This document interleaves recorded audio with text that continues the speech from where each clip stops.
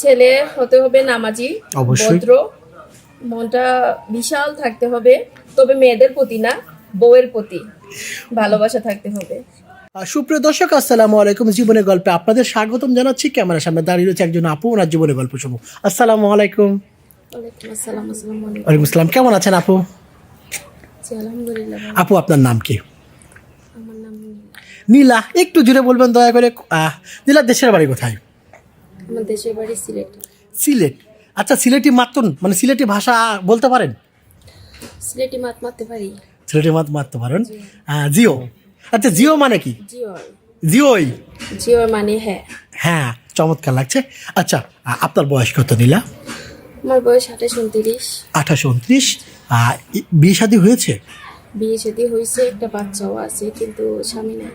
স্বামী নাই, এই কথাটা যখন বলেন বা কেউ প্রশ্ন করে, বলতে কেমন লাগে? খুব কষ্ট। এই কথাটা যে বলতে কেমন লাগে, আসলে এটা ভাষায় বললে প্রকাশ করা যাবে না, যে কিভাবে মানে স্বামী নাই এই কথাটা আসলে একটা মেয়ের জন্য কতটা খারাপ মানে লাগে বলাটা। মানে ওই সময় কষ্ট লজ্জাও লাগে, আসলে। কষ্টও লাগে। হ্যাঁ। আচ্ছা, আমি যতটুকু জানি আসলে আমরা এখন মেয়েরা কিন্তু এখন মানে অনেকটাই কষ্ট সহ্য করতে পারে দেখে এখনো আছে আর কি, আত্মহত্যা খুব কম করে মানুষে। দারুণ কথা বলেছে। ঠিক আছে, তো এর জন্যই বলতেছি যে কষ্ট আছে, কিন্তু ওটা প্রকাশ করা যায় না আর কি।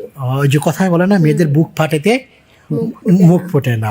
আরেকটা কথা, মেয়েরা তো চেষ্টা করে স্বামীর সংসার যেভাবে হোক টিকিয়ে রাখার জন্য। মেয়েরা চেষ্টা করে, কিন্তু এক হাতে কি তালিবাজি ভাইয়া? অবশ্যই দুইজনেরই চেষ্টা লাগে। অবশ্যই তো একজনে মানে গলা পর্যন্ত লামলো, একজনে ঘন্টা পানি তো লামলো না, তাহলে তো হবে না। হবে না। ঠিক আছে। দুজনকে সমানভাবে থাকতে হবে। আচ্ছা, আপনার স্বামীর মেন কোন কোন সমস্যা ছিল এই জন্য ডিভোর্স দিয়েছেন তাকে?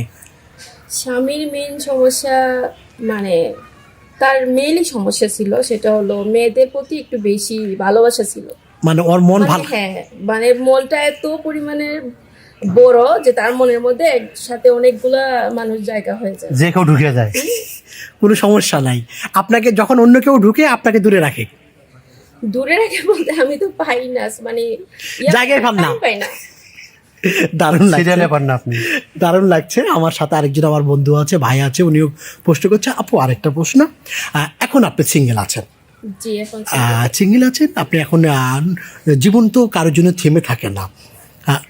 না, জীবন কারোর জন্য থেমে থাকে না। তার জন্য তো আজকে অনেকগুলা বছর পরেও চিন্তা ভাবনা করতেছি যে আবার একটা মানে বিয়ে শাদী করব। আপনার হাজবেন্ড, আগের হাজবেন্ড, উনি বিয়ে শাদী করে সংসার করছে বিন্দাস? করতেছে, অবশ্যই করবে না, তারা তো ওইটাই মানে তারা একটা না আর 10টা যদি পারে বিয়ে করতে পারবে। মন ভালো। অনেক। যাক আপু, দুষ্টাইম করছি। এখন আপনি বিয়ে করতে চাচ্ছেন, কেমন ধরনের ছেলে চাচ্ছেন জীবনে? ছেলে হতে হবে নামাজি, অবশ্যই। ভদ্র, মনটা বিশাল থাকতে হবে, তবে মেয়েদের প্রতি না, বউয়ের প্রতি ভালোবাসা থাকতে হবে। দারুণ লাগছে নীলা, আপনার কথা শুনে আমি মুগ্ধ হয়ে যাচ্ছি। মানে যতটা শুনছি দর্শকেরা মুগ্ধ হবে। আচ্ছা নীলা, আপনার সাথে যোগাযোগ করবে কিভাবে ভাইরা? আসলে ভাইয়া আমার ফোন নাই, তো আমার আম্মা অসুস্থতার কারণে আমার ফোনটা বিক্রি করে দিছি।